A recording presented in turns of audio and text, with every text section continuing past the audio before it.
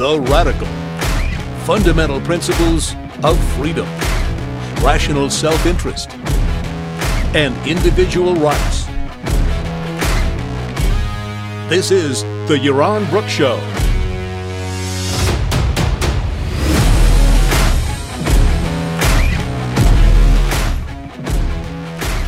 Hey everybody, welcome on this Monday evening. I appreciate you all joining us today. So, I'm pondering what I should do today, right? What we should talk about. This is the thing. So let me give you the context. I did the show yesterday on art and on the Renaissance and history and on the amazingness of the genius of Michelangelo, and generally about the value of surrounding yourself with art. I talk about this a lot, but also of knowing the history and understanding what it takes to establish civilization and what it takes to be successful as civilization. And I got a comment, I think the first comment on YouTube once it was posted, so not part of the live comments, was, "Oh, stop wasting our time, Yaron, with all this stuff. The world is burning, and you're talking about the Renaissance of Michelangelo. Who cares? You got to put out the fire first." Right? And of course, it was signed by one of the people who are often on the chat here.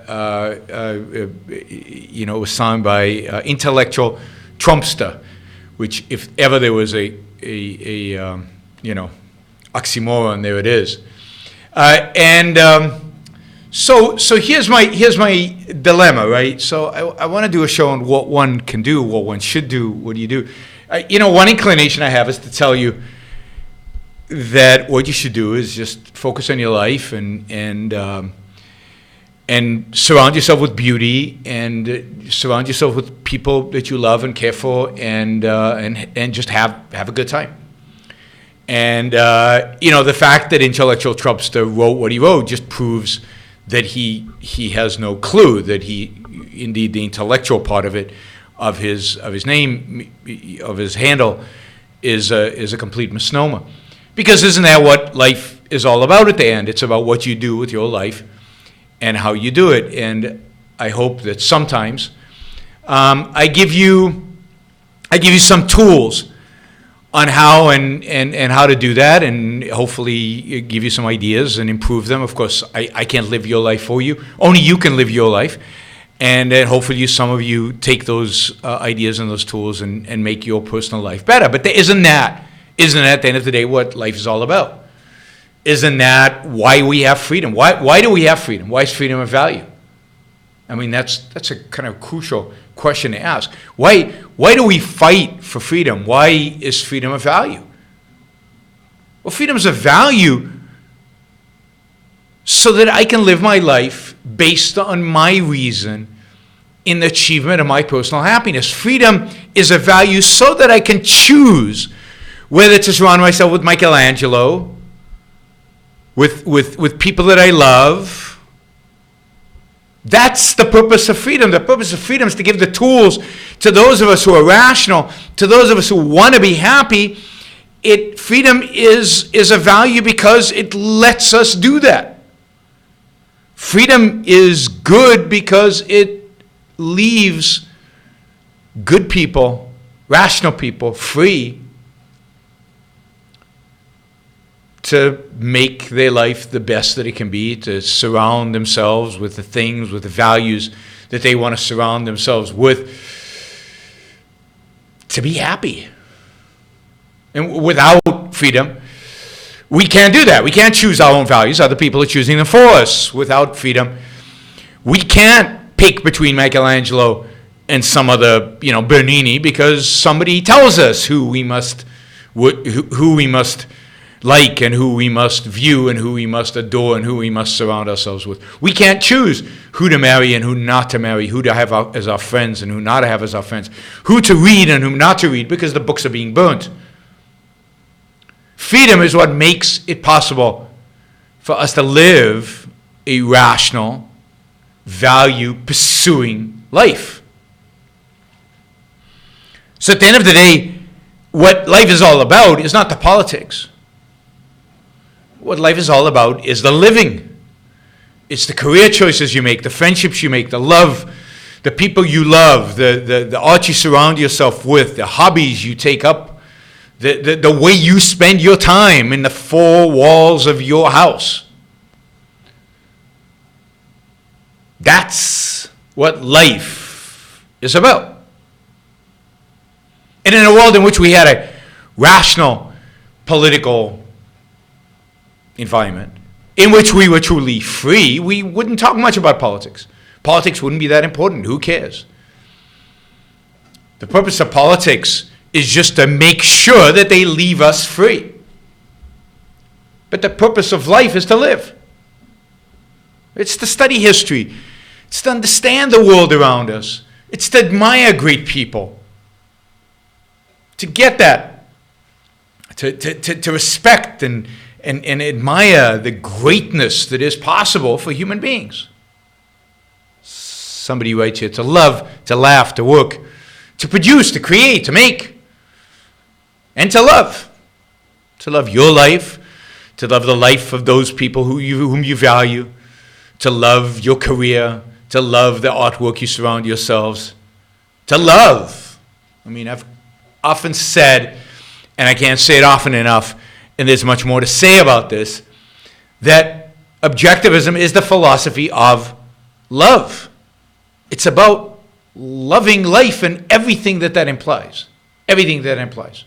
So to me, anybody who says, oh, don't waste our time with shows about art or about history or about great figures or about people to be admired,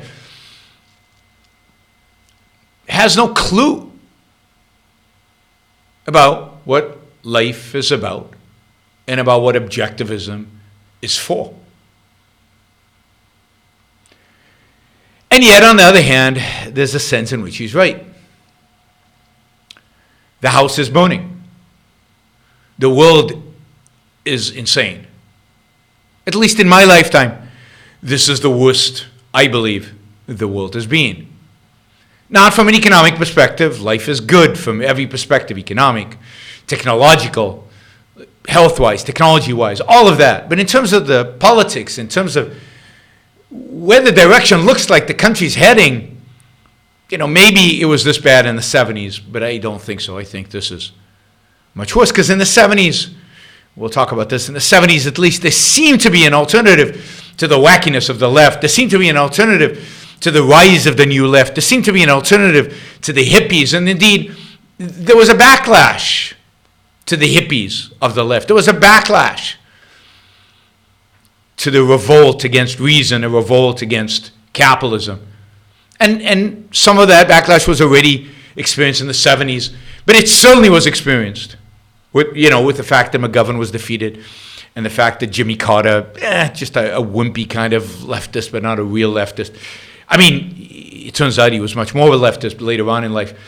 But then, of course, with the election of Ronald Reagan, and a real shift economically, even under, I've said this before, under Jimmy Carter, you saw massive deregulation. Under Ford, you saw massive deregulation and a real shift towards free markets. But I think things are much worse today.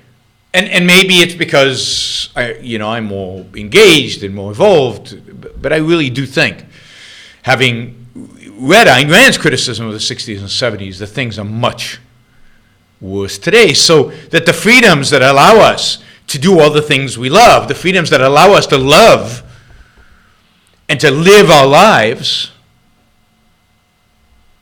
are at stake like they've never been at stake before. So while I'm always tempted to say, and I remember saying this at objectivist conferences going back to the late 1980s, early 1990s, saying, oh, forget about this politics stuff. What's really important is how you live your life. Make the most of your life. Be an egoist in your life. Live the best damn life you can live. And that is the best advertisement for objectivism. That is the best thing that you can do. And the politics, how much damage can they do? I mean, then there's still a certain truth to that, but there's also a certain naivete to that. The fact is that the world is going nuts today. It's craziness. It's craziness. And I don't think one can have that attitude anymore. I think one has to get involved. One has to speak up. One has to use their voice to fight the political insanity, the philosophical insanity, the intellectual insanity that is going on in the world today. Left and right. The left is moving further and further towards nihilism, towards the destruction of the language. You probably all heard, because this was out there quite a bit, that in Berkeley now they have rewritten all the kind of all the city manuals to take out any reference to gender. I mean, this isn't a joke. There are no manholes. There are utility holes, or I don't know, something like that. Manholes. Why? Because that's not gender neutral. That has man in the title. They've also taken out all references to he, she. He, she, which refers to particular individuals or generalized individuals of a particular gender, are no good anymore because they insult those who are neither he's or she's. So now, and remember the old days, we used to say he, which referred to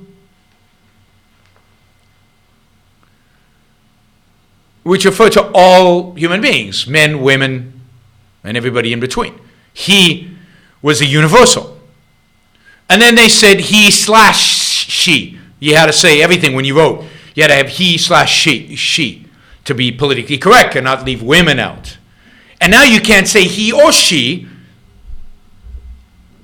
because the people who don't identify with either gender, and you can't keep them out. So you know what they're using? I mean, this is perfect. You know what the replacement is for he or she, which is singular?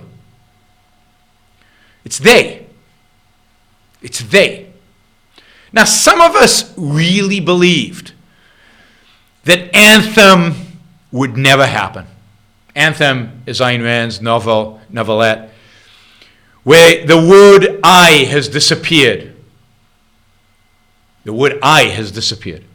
And all we have is we. Well, we're there. In Berkeley, he or she has disappeared. Now we have they. How far removed is that from the disappearance of I and the replacement with we? They, there's no singular.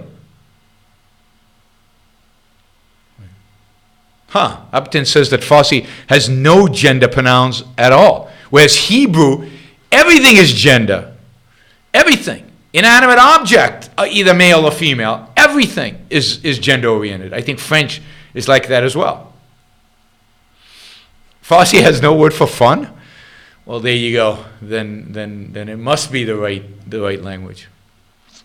In London, just to show you that this is not just some freakish, crazy, just Berkeley nuttiness. In London, the greeters in the subway stations are not allowed to say anymore, ladies and gentlemen.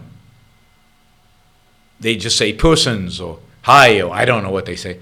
But ladies and gentlemen now is unacceptable. And we know Elizabeth Warren wants to, through fascist mechanisms, through the mechanism of government regulation and government control, wants to regulate every aspect of business, wants to replace boards of directors with with significant employee representation. She wants to basically destroy private equity. She wants to destroy Wall Street. She wants to regulate who can build what, where, who can outsource stuff to other countries. She wants industrial policy, a 4-year plan. They want to control the economy. They want to control every aspect of it. Call it fascism. Call it socialism. This is the ultimate in statist control of the economy. And of course, many of the squad who are now, really the energy, the fire, the passion in the Democratic Party They want to dismantle our military, or at least shrink it dramatically. They want to declare Israel the enemy of humanity. They want America to apologize for all its various sins. We have a left that is anti-American, anti-capitalist, anti-individual human life. There are no individuals. There's just they. There are no individuals. It's just we. They want to dictate every value that we believe in. They don't want to give you the choice of art. I mean, after all, Michelangelo was a white, dead male. I wouldn't be surprised if smashing his sculptures were in some of these nutty leftists' prospects, ideas. The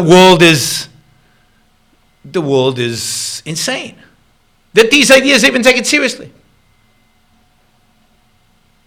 That anybody takes these people seriously. But they do. They take them very seriously. They are our leading intellectuals at our leading universities. They are our leading intellectuals in the press and the media. Very little is written. We talk about press bias. I completely agree there's press bias. I mean, if you look at the amount of press that criticizes the Squad for the nuttiness of their ideas. I mean, think about the Green New Deal. I did a whole show on it, and how completely and utterly insane it is.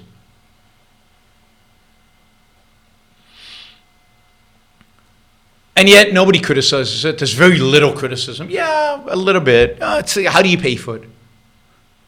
Same criticism the Republicans have. The media sometimes pushes AOC. How are you going to pay for it? As if that is the problem. Paying for stuff. So across the left, you have a massive movement towards the new left, towards the nihilistic left, towards the hatred of America, towards the hatred of individualism, the hatred of everything this country stands for. They want to regulate every aspect of our life, how we speak, what we say. Freedom of speech, of course, is under attack. We've talked about that many times. So we've got a crazy, wacky, insane left. And the center left, the so-called saner left, is nowhere to be seen. It doesn't exist because it has no leg to stand on. It is morally inconsistent. And Ayn Rand told us decades ago that in a battle between those who are inconsistent and those who are consistent, the compromise will always benefit those who are consistent. And you're only a little bit of a nihilist, you're only a little bit of an altruist, you're only a little bit of a statist, you're only a little bit of a socialist, then you are going to lose to those who are consistently more than that.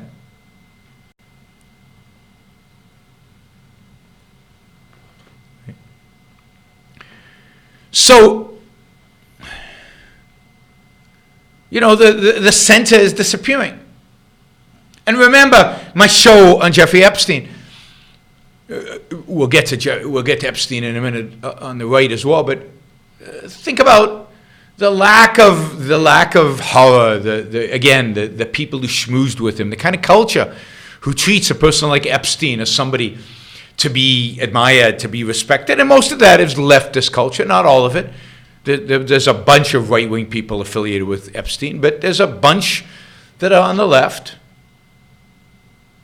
including people like Dursowich and others who often seem rational, and yet, here's a guy, sleeps with girls, little girls. He just likes them young. That's it. That's how you dismiss it. And you attend his parties, and you attend his cocktail hour, and you attend his dinners as if nothing's happened. As if nothing's happened. So we have a leftist culture that is completely decayed, completely rotten, completely useless. There's nothing to be salvaged on the nihilistic left. Okay, well, let's turn around and say, okay, but who opposes them? Well, the opposition to the nihilistic left today has coalesced around conservative intellectuals who believe that the problem with the nihilistic left is that they're too individualistic. The problem with the nihilistic left is they believe in the individual. They believe in secular values. They believe individuals should choose their own values rather than accepting the values dictated to them by the community, by tradition, by God, by an authority. We now have a left that is opposed by a right that agrees with the left that we must regulate and control our economy, that agrees with the left that there are more important things than wealth creation, that agrees with the left that the meek, or in the way in modern terms we define this, the middle class, the working middle class, the working people, sounds a little Marxist, they are the standard of all well-being. They are the standard of all good. And if you want a reference to this, just look up my show on conservative nationalism. But I've been reading even more about the conservative nationalism, and it's just horrifying. Just horrifying. What they stand for, and what they said, and what they talked about. Right?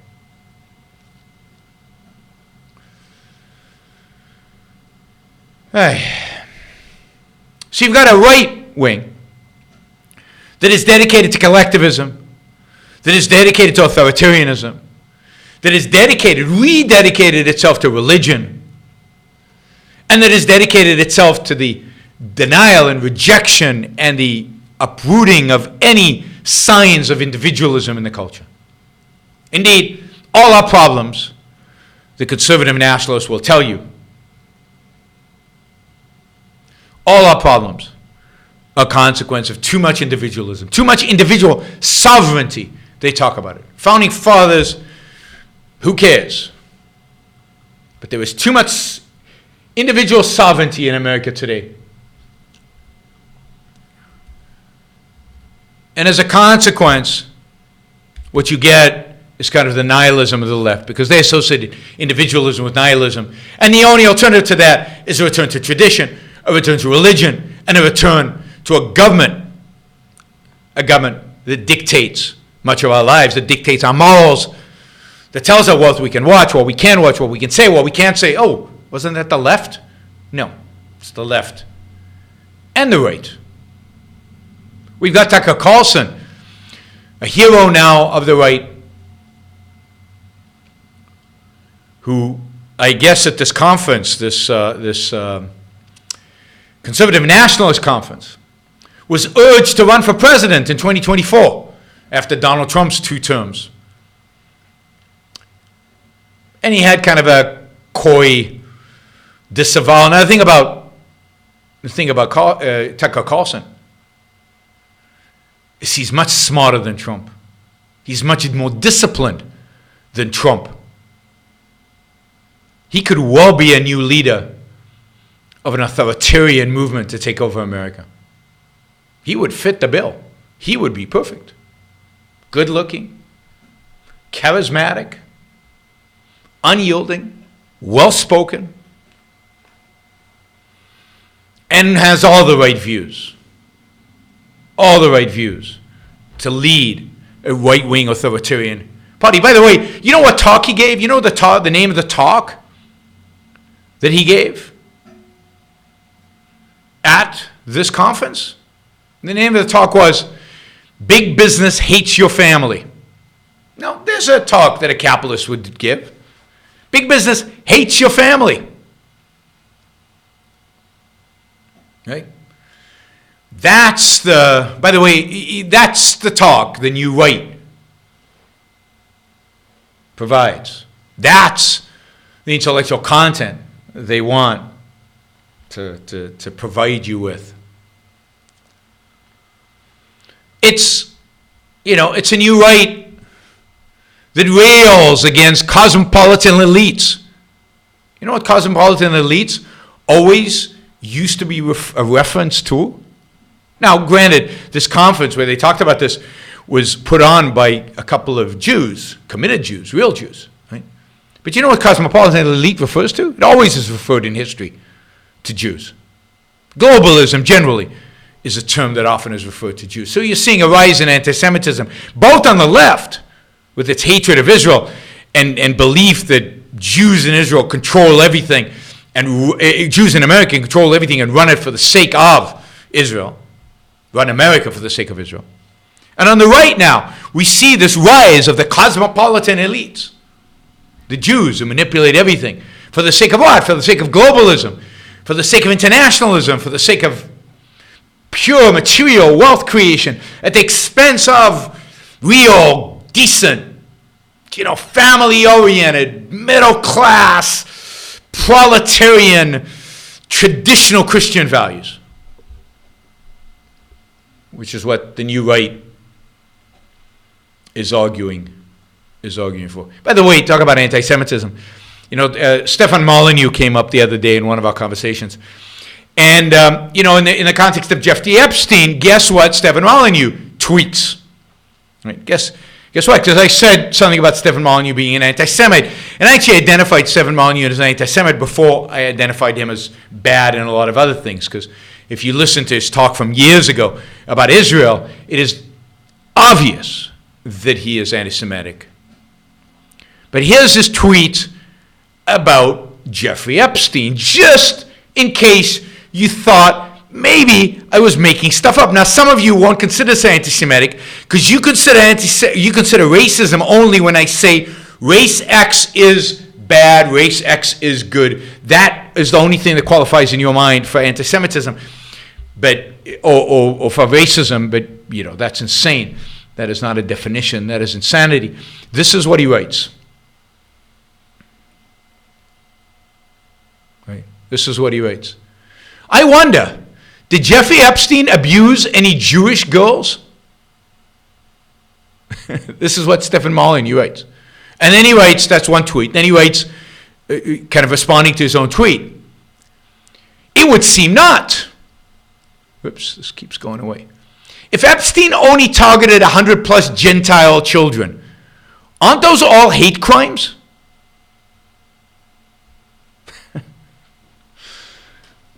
That's the alt-right for you. Richard Spencer, not to be outdone when it comes to Jeffrey Epstein and anti-Semitism. Richard Spencer writes, the source of this analysis is a bit dubious. That said, he's writing about some article. That said, Acosta has stated he was told Epstein was in intelligence. Which countries? We can only guess, with the obvious implication he was working for the Israelis.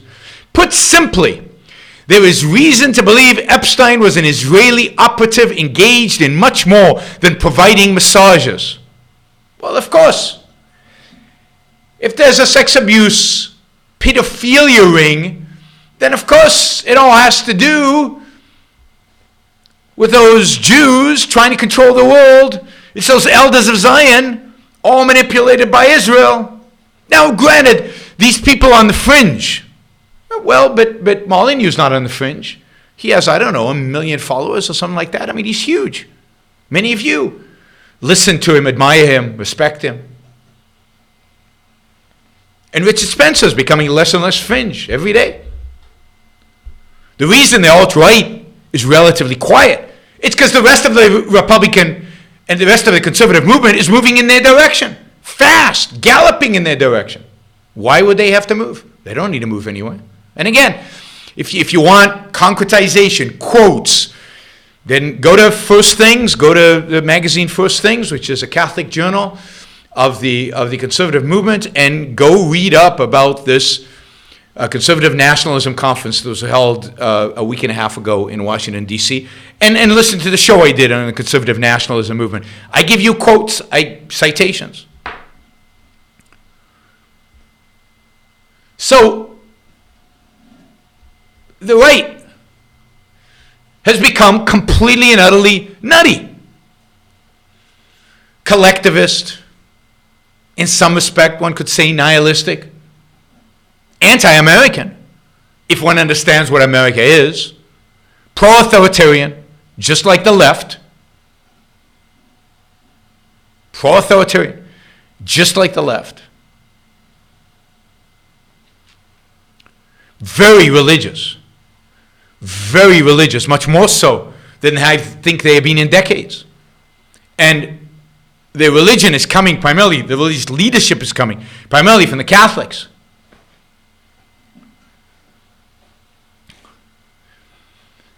Anti-capitalist. I mean, one of the things that they were talking about at the Conservative Nationalist Conference, again, mainstream conservatives were there talking about this, was the need for industrial policy, was the need for exactly what I read from Elizabeth Warren's statement yesterday. The difference between Elizabeth Warren, as I said yesterday, or the day before yesterday, and conservative nationalism is minuscule. They want exactly the same thing. That's why Tucker Carlson read favorably from her economic patriotism plan that she put out. And he would support every element within that plan. Tucker Carlson, the new symbol, the new presidential candidate of the conservative nationalists. So that's the choice we face today. And look, there is no right of center good Republicans anymore. Trump has thrown them out of the Republican Party. They have left the Republican Party. There's still some on the fringes.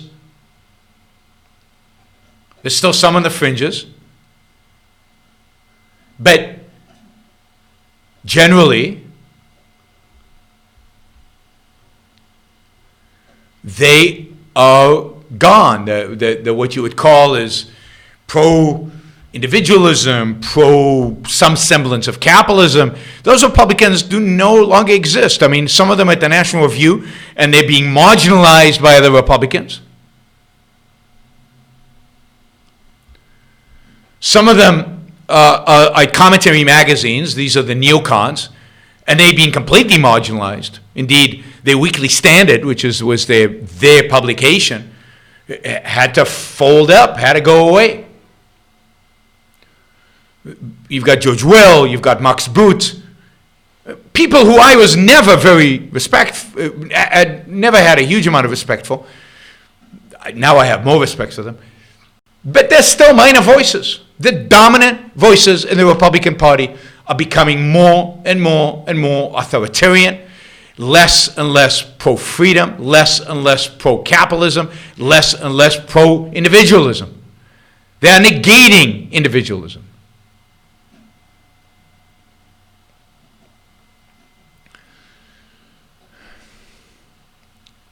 So we stand today in a situation where there are no, and I emphasize this, no defenders of the Founding Fathers. No defenders of individualism, partially because they can't. The right cannot defend individualism because of their religion. The left, of course, cannot defend individualism because they abandoned it decades and decades ago.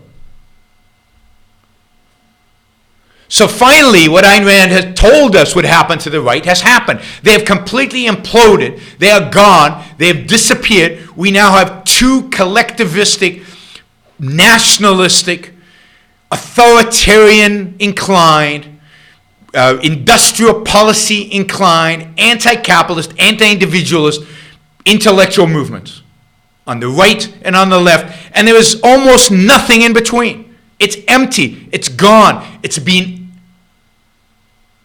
hollowed out.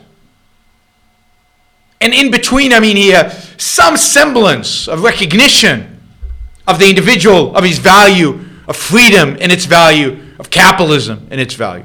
That is gone. There are no representatives of this anymore.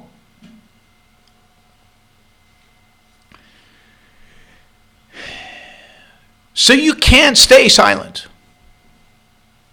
Because your life is at stake, your freedom is at stake. We live in a wasteland, an intellectual wasteland. And I don't think most Americans want this. But I think most Americans view themselves now in a position where they have to choose between the squad, the crazy nuttiness of the left, and Donald Trump and the crazy nuttiness of the collectivistic, nationalistic right. And that is an insane choice.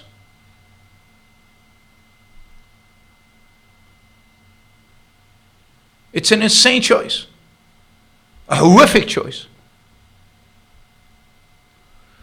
But that's where we are today. And this is why one cannot stay quiet.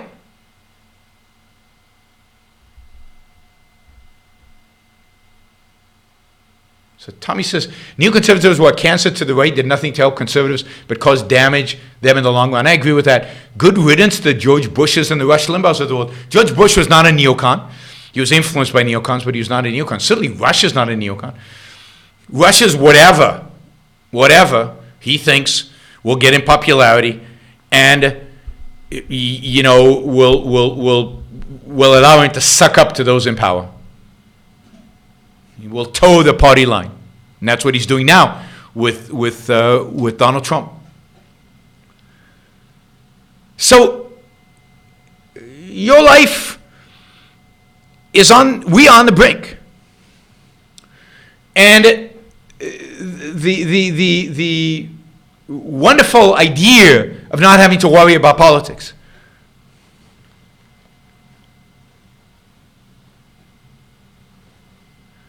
The wonderful idea of living your life, surrounding yourself with beautiful things, focusing on the things that are really, really important to you.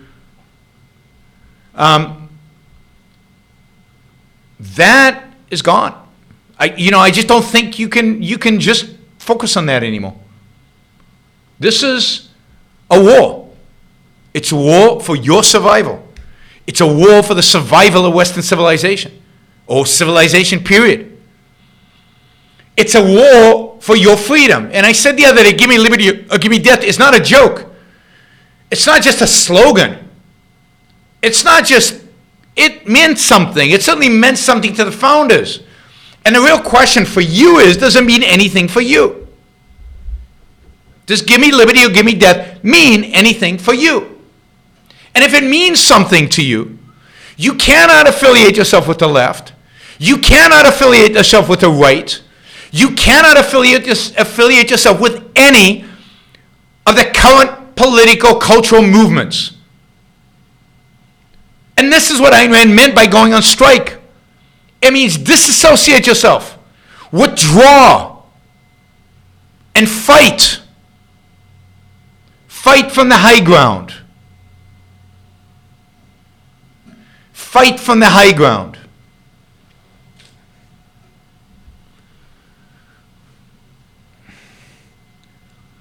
It's time for us to pick up our intellectual machine guns, our ideas, our philosophy,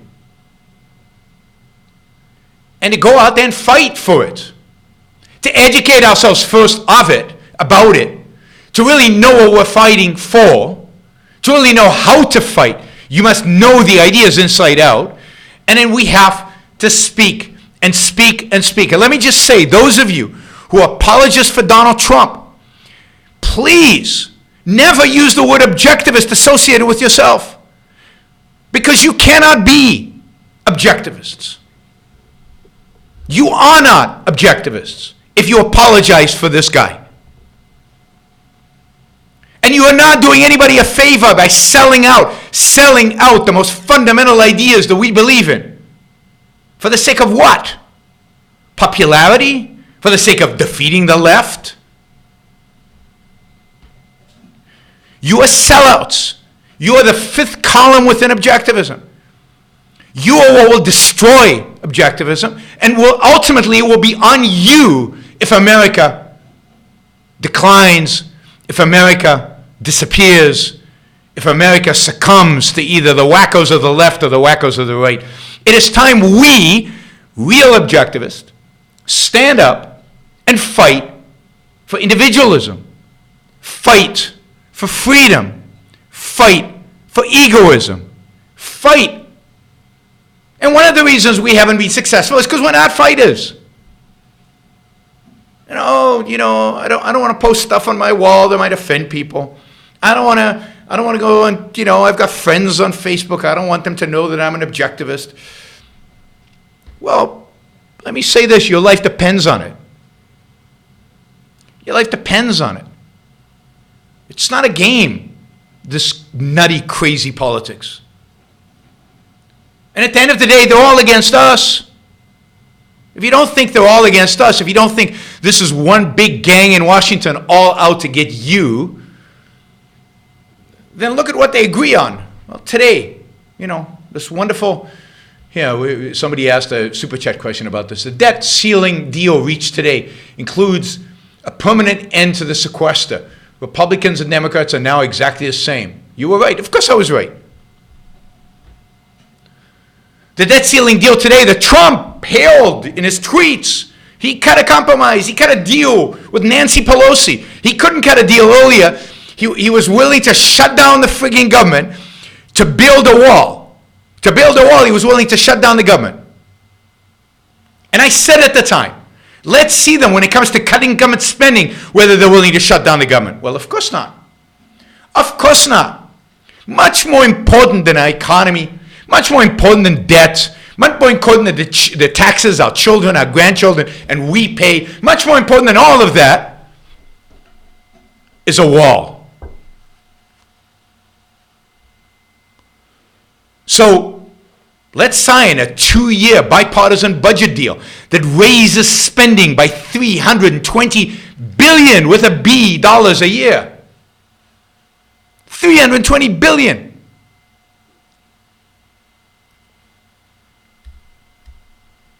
Cuts nothing, not a cent, not a dime, but increases spending across the board, not just on defense, but across the board by $320 billion a year. And indeed, Rush Limbaugh just the other day said, Rush Limbaugh, the Trumpist, who's neither neocon or anything else, he's whatever the winds blow. By the way, I wrote a book on the neocons, so I know a little bit about neoconservatism. You can find it. It's called Neoconservatism, an obituary for an idea. I wrote it with, the primary author was Bradley Thompson. And you should, if you're interested in neoconservatism, that is the book you should read. Rush Limbaugh said the other day, when we complained about the deficit under Obama, that was just politics. Deficits don't matter. We know that. I mean, the right and the left even agree on modern monetary theory. They even agree on the deficits don't matter.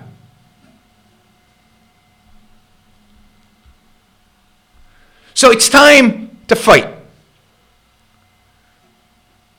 And it's time to call the good people to the barricades. To talk, to write, to declare where you stand on these issues. Yeah, somebody says, objectivism is not neoliberalism. Objectivism is not liberal. It's not classical liberal. It's closer to classical liberalism in some ways, but it is not liberal. Objectivism is not conservative. Objectivism is not right-wing. Objectivism is not left-wing. Objectivism does not endorse any political candidate, qua objectivism, of the last 100 years. Qua objectivism. It's time to get serious. It's time to get on your bullhorns, and we've got this tool, this amazing tool, the internet. We've got social media. And don't tell me about Facebook and Google and whatever. I mean, nobody's sanctioning my videos. Nobody's taking them down. Nobody's even demonetizing them unless I talk about sex or racism. Those are the two issues that seem to get demonetized. But so what? Doesn't stop me from doing the videos. Doesn't stop you from being able to share them. Not that you do, but you could. Find Ayn Rand. Read Ayn Rand. Study Ayn Rand. Get Ayn Rand's books into the hands of other people. Quote her. use the material that is available. Massive amounts of material is available today on the internet about the objectivist view of everything. And ethics. This is all about, at the end of the day, the fundamental battle between altruism and egoism.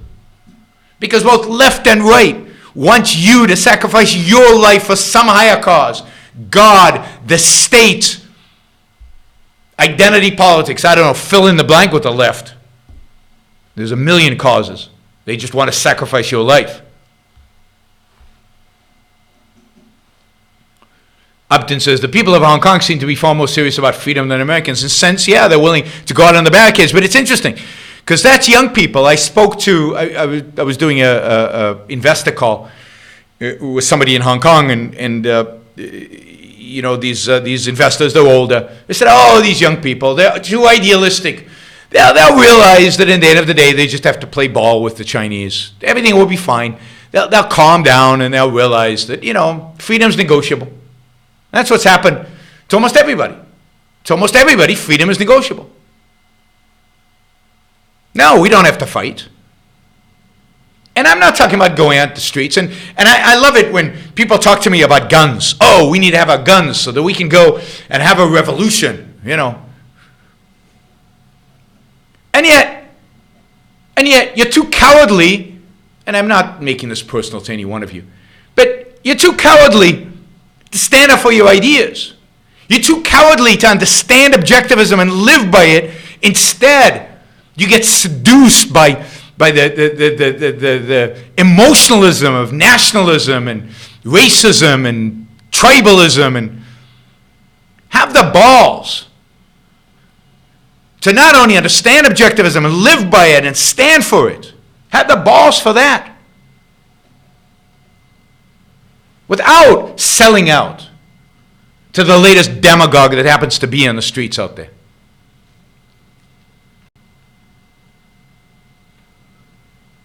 And start advocating for your ideas. Stop being shy about them. But study them first. Study them first. Know what they represent.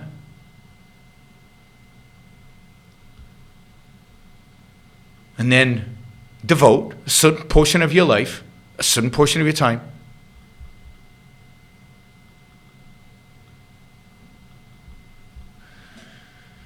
to challenging, to doing this. Somebody says, I really wish Vox Day and Yaron Brook would debate. I will never debate Vox Day. This is not something you should wish for, because it'll never, ever happen.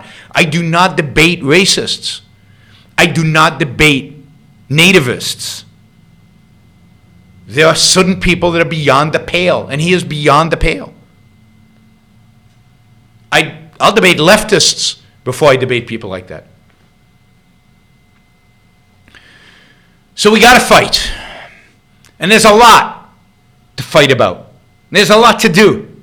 There's no shortage of doing it. We got to support good people. People who are fighting. If you identify people who are fighting, who are your voices out there in the culture, then you've got to support them. Morally, financially, spiritually, in every way that you can. Because the last thing you want is for those voices to go away. You have to support institutions like the Ayn Rand Institute.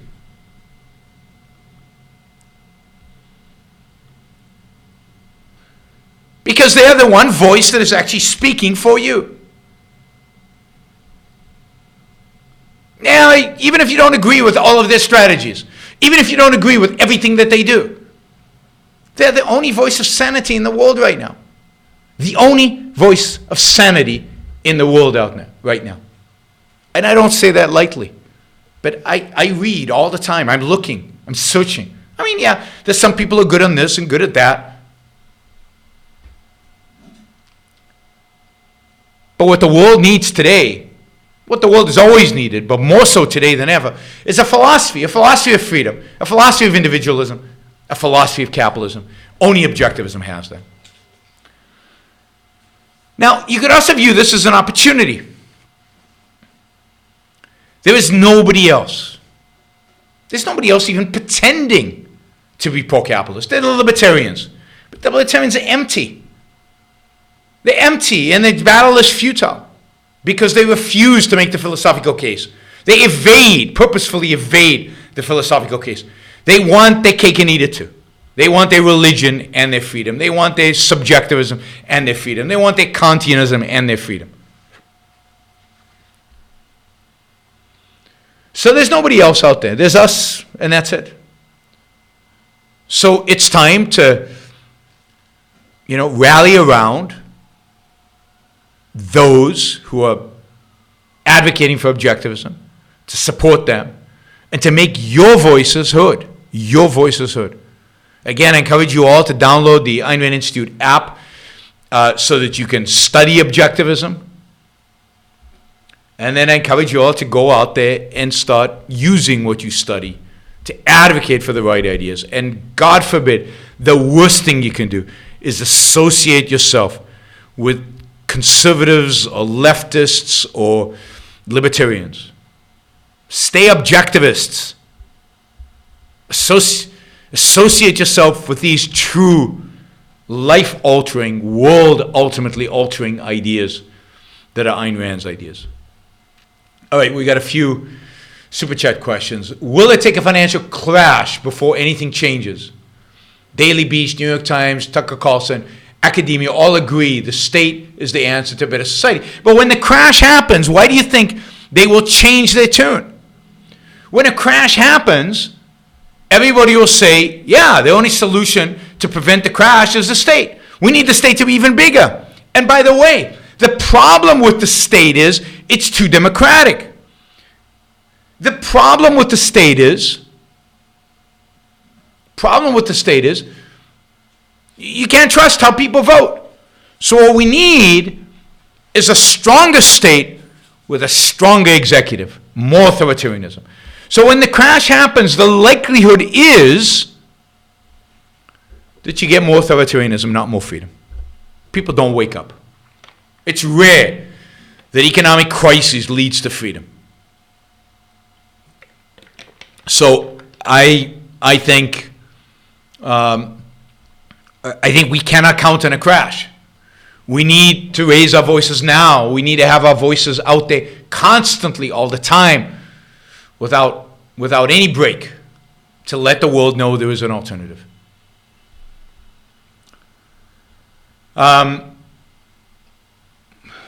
Okay, what do you think of Steve Miller, Trump's spokesperson?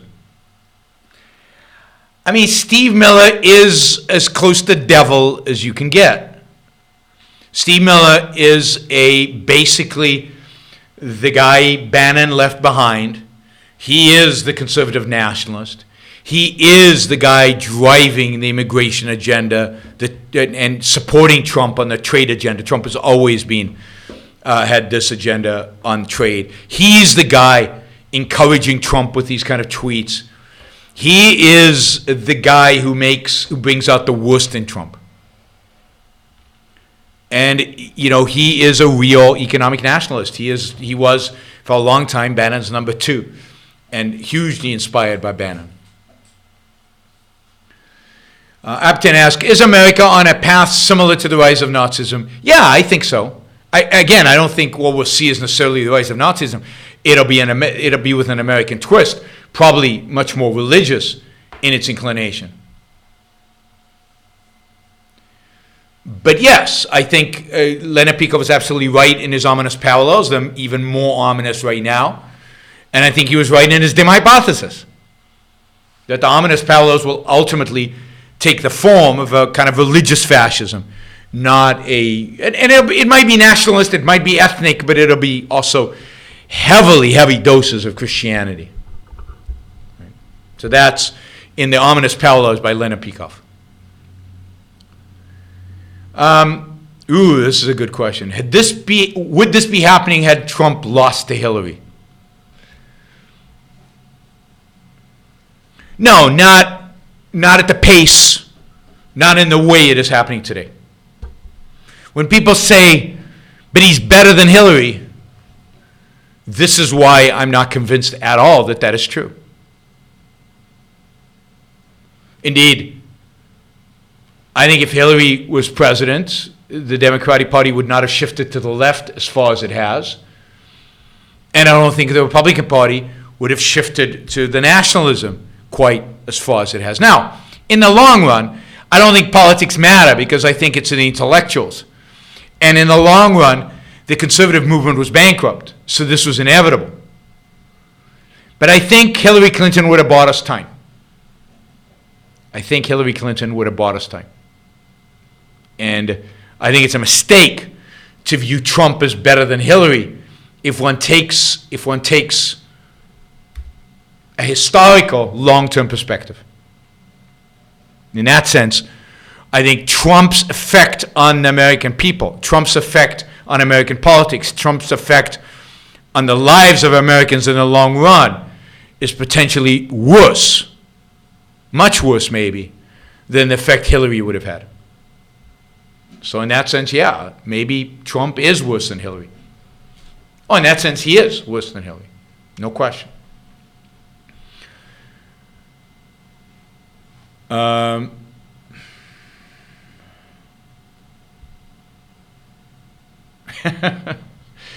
right. Okay, that's not a question. What do you think of Bret Stephens, New York Times writer, who quit the Republican Party because of hatred for Trump politics? I mean, I admire him for quitting the Republican Party. So I'm a big I admire him for that. I admire him for certain of his views. I think he has some good views on things like immigration. He always, when he wrote for the Wall Street Journal, I used to read him frequently. And I used to really, really like about 50% of what he wrote, maybe even 70% of what he wrote. He was one of the best writers there were. He also hates Ayn Rand. And I think this is why, this is the great tragedy. The great tragedy is that the better conservatives and the better libertarians don't take Ayn Rand seriously. If the better conservatives and the better libertarians had taken Ayn Rand seriously, maybe they wouldn't have stayed conservatives and libertarians, but if they had, then the world would be a significant better place. But unfortunately, Bret Stephens was very hostile to Ayn Rand, very hostile to principles, even though I think he's a relatively principled guy. So I actually like him. And I like the people who are never Trumpers, who took it seriously, who left the Republican Party over it, like Max Boot. I disagree with them on a lot of things, but on this, you got to respect their integrity. What brought the Dark Ages to an end, and could this happen today? Well, I talked about that yesterday, so I encourage you to listen to the show yesterday if you're asking this question. But what brought the Dark Ages to an end is the integration of Thomas Aquinas' ideas into the intellectual life of the Middle Ages.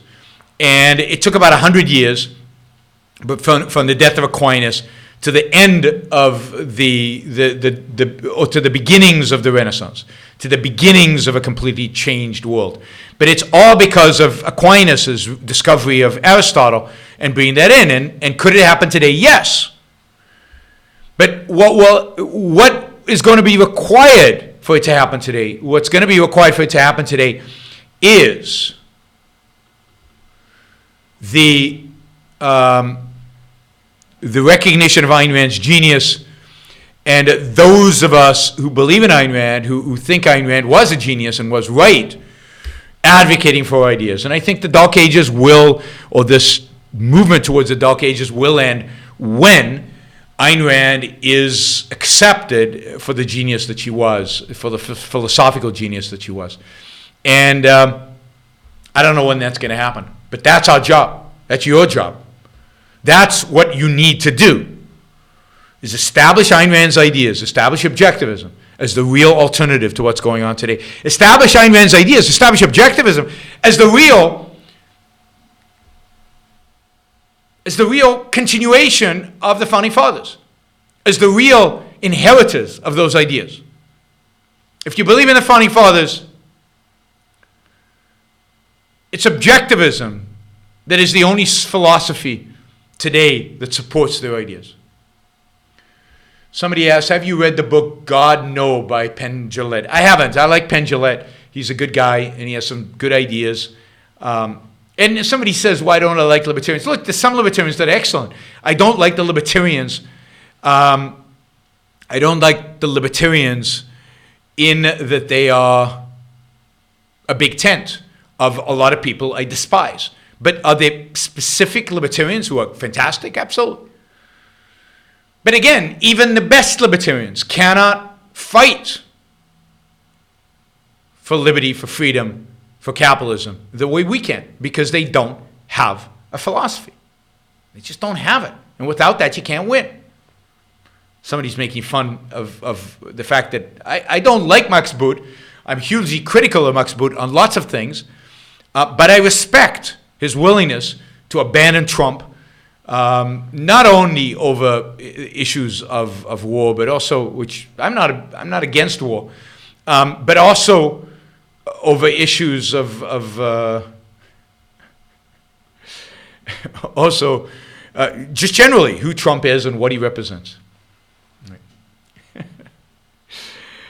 It's really funny. You get these people who come out and they, you shouldn't attack Trump and you shouldn't call them racist. You guys are nothing, and then they go into this whole thing about usury and the Jews are going to come next. I mean, the evil of usury. I mean, you should read my article. The moral defense of usury and why usury is a good thing, a great thing, and why every attack on usury, all of the attacks on usury throughout human history, were from the anti-freedom, anti-liberty, anti-human progress parts of the world. But it's amazing how you link this kind of nationalist, racist, Trump-liking with hatred of usury together. Capitalist Nix asks, AOC made a proclamation that America had to wait 254 years for her to arrive. Comments on her mindset that she is the modern-day Thomas Jefferson. She's arrogant. She's incredibly popular. I've said this before. I think she's smart. I think she understands how to do these things. But yeah, I haven't heard that proclamation, so I don't want to comment too much of it because I haven't seen it. But she's nutty. But she is an arrogant, ignorant, but morally assertive and morally confident young woman. And she's an altruist and a socialist, and she's very, very, very dangerous. Very, very, very dangerous. Because she is going to kind of move the Democratic Party in her direction.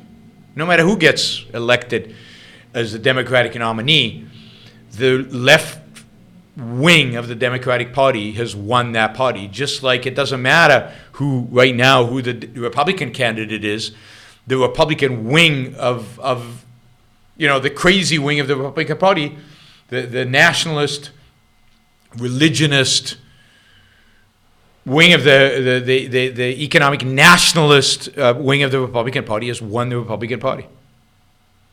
And it is horrific. It is horrific. So both parties have moved to their extremes, their bad extremes. And they've left the truth free. They've left any element of truth. And it's up to us. They've left the founding fathers. They've left liberty. They've left America. They've left individualism. They've left capitalism for the pickings. And it's up to us as objectivists to go pick them. And to be the representatives of the founders of individualism, of capitalism, of freedom. That's what we should be about. Alex asks, has Tucker Carlson asked you personally to come on his show? I have a suspicion that he gets Amy because she's more easily pushed around. No disrespect for her. But she's not as aggressive as you. No, I haven't been asked by Tucker Carlson to be on the show. And the person who used to have Tucker Carlson's show, Bill O'Reilly, literally banned me from his show. I used to be in a show quite often in the early 2000s. And in 2005, he banned me from the show, and I've never been on since. And that continues into Tucker Carlson. It could be that I'm aggressive, certainly more aggressive than Amy. I'm also, I think Amy, comes across in a very rational, calm way, and I think Tucker responds positively to that. I would be much more emotional with him, and I don't think he responds positively to that. Amy's also female. I think that gives her an advantage. She does good television, so good for her for doing it, and I think she should continue as much as she can because you get to that audience. But no, I haven't been invited on Fox for a very, very long time. I used to be a regular. I used to literally be on Fox Business every single week.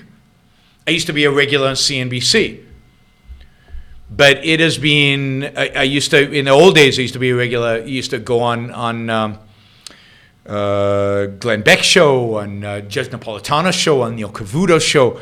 Again, in the early 2000s on Bill O'Reilly's show. But I've been banned from Fox. It's clear. I was banned by Bill O'Reilly originally, and then I was banned in 2012, and then banned again in 2016 by the people, the mucky mucks at, the mucky mucks at Fox. Somebody asked why did Tucker stop wearing a bow tie. I'll tell you why Tucker stopped wearing a bow tie. There's actually an explanation for it. You know who wears bow ties? Bow ties are worn by young libertarians inspired by Murray Rothbard. Almost everybody who wears a thing is either a William F. Buckley guy or a Murray Rothbard guy. And I think once Tucker Carlson stopped being so-called libertarian, he dropped the bow tie. When he left Cato and he started being a nationalist and a statist, he dropped the bow tie. So I hate bow ties. I think it's ridiculous. They look ridiculous, and I don't like them. Particularly, I mean, it's one thing if it's a tuxedo, but on a suit, a bow tie, it's ridiculous. But then I hate ties generally. I don't get ties. I don't know why anybody wears them. They constrict your throat. They're unpleasant. Anyway.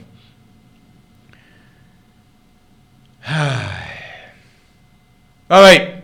I think we'll call it a day. Let's see. What else did I have?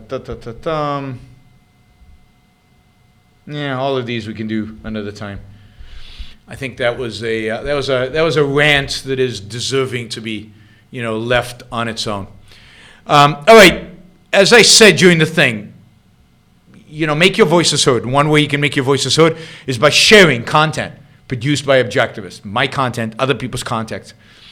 Get out there and share objectivist content, left and right, everywhere, on every social media platform. Flood it with objectivist content. Stop being embarrassed by your own ideas. Stop being embarrassed by your own philosophy. You've got to be fearless. We will not win unless you become fearless, unless you become brave, unless you become courageous. Go get a picture of Michelangelo's David. It's a poor imitation of the reality. And look at him. He's young, 15, scrawny, not so scrawny according to Michelangelo. And he stands up in front of a giant with armor from head to toe, except for a little gap above his eyes. And he stands, according to Michelangelo, naked, in front of the giant. Confident, courageous, focused, intent. Intent on what? Intent on winning. Intent on being the best that he can be, because that's what it's going to require to defeat this monster in front of him. And he does. He defeats the monster. You must be a David. We must all be Davids if we are to defeat the monsters that are inhabiting a political and cultural life. Go out there and have a great week of fighting. Now, Amy is going to join me tomorrow. Calm, rational Amy is going to join me tomorrow, and we're going to have a fun show. And I think we're going to be doing an hour at 8 p.m. just like today, 8 p.m. tomorrow. So join us and prepare your Super Chat questions for us. And I'm sure Amy will put on, she always puts the program together, the topics that we have to put together. So, Ken has a crush on Amy. That's good to know. He certainly doesn't have a crush on me. So we will have Amy on tomorrow, and we will be talking about whatever she wants to talk about. So we'll get an update, too, on Facebook's banning of the Iron Man bot. I think they lifted the ban, so Amy will try to explain to us what happened to Iron Man quotes on Facebook. All right, let's go out there. Let's go out there and fight. That's your responsibility for today. Don't forget, if you want to support the show, you can do it in yaronbrookshow.com/support. I appreciate all of you who do stand with me in fighting the nuttiness of the world in which we live. Bye, everybody. Have a great week.